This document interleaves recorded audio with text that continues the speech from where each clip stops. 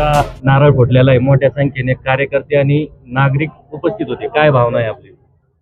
निश्चितच माझ्या आणि भारतीय जनता पार्टीच्या प्रेमापोटी आणि गेल्या 9 वर्षापासून या सर्कलमध्ये जे विकास कामं केलेली आहेत, या सर्वांच्या प्रेमापोटी आज एवढी प्रचंड गर्दी झालेली आहे.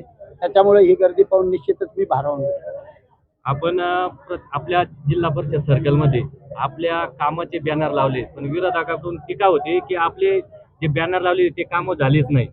मी आपल्या चॅनलच्या माध्यमातून जाहीर आव्हान करतो, बॅनर मधलं एक जर काम झालेलं नसेल आणि मला जर ते दाखवलं तर मी निवडणूक रिंगणातून आताही माघार घ्यायला तयार आहे. त्याच्यामुळे उभ्या विरोधासाठी विरोध करायची, स्वतः काहीच कामं केले नाही.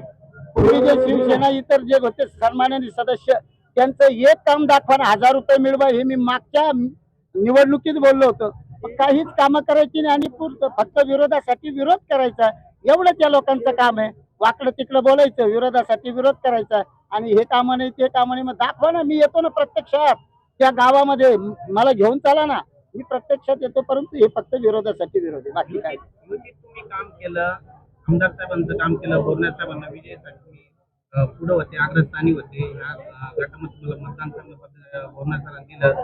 आज त्यांचेच उमेदवार तुमच्या विरोधात. हे पहा, खासदार पदासाठी आदरणीय भुमरे साहेबांना मी शिवसेनेच्या पुढे जाऊन, आम्ही सर्व भारतीय जनता पार्टीचे त्यावेळेस आम्ही सगळे भाऊ आम्ही बरोबर होतो, प्रामाणिकपणाने काम करून एक पाऊल पुढे जाऊन मदत केलेली आहे. या भागामध्ये जास्तीत जास्त मतदान युतीला कसं होईल हाही प्रामाणिक प्रयत्न झाला.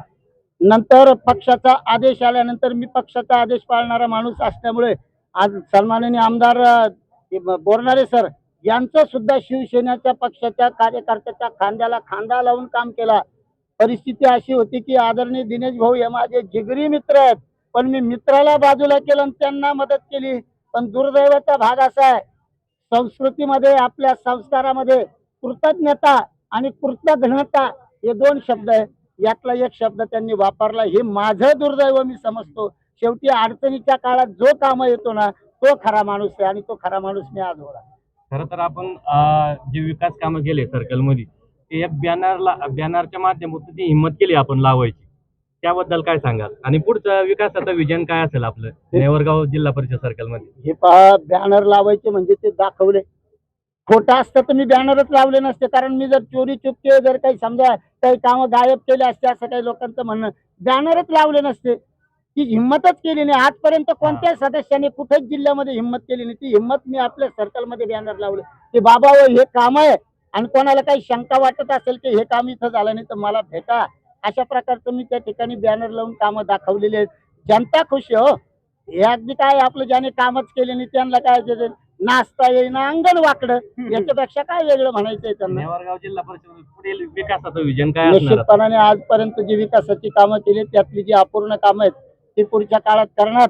आणि माझं तर स्वप्न आहे, अगदी मी भगवान शंकटेश्वरासमोर सांगतो, माझं स्वप्न आहे की माझं नेवरगाव जिल्हा परिषद गट हा आदर्श झाला पाहिजे.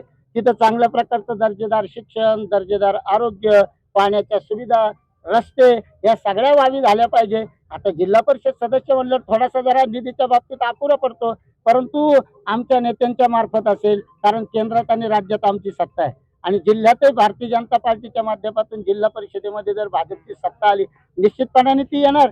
या पहिलं कसं होतं 2 डबल इंजिन सरकार होतं, आता हे जिल्हा परिषद डबल 3 सरकार निर्माण जर झाले तर निश्चित सांगतो, आदरणीय अतुल सावे साहेब असतील, डॉक्टर कराड साहेब असतील, केनेकर साहेब असतील, आदरणीय आमचे प्रशांतजी बम साहेब असतील, आदरणीय दिनेश भाऊ असतील, या सर्वांच्या सहकार्याने वालतुरे गुरुजी जिल्ह्यामध्ये नेवरगाव गट निश्चित कामाच्या बाबतीत 1 नंबर आणीन म्हणजे आणीन, ही ग्वाही या निमित्ताने देतो.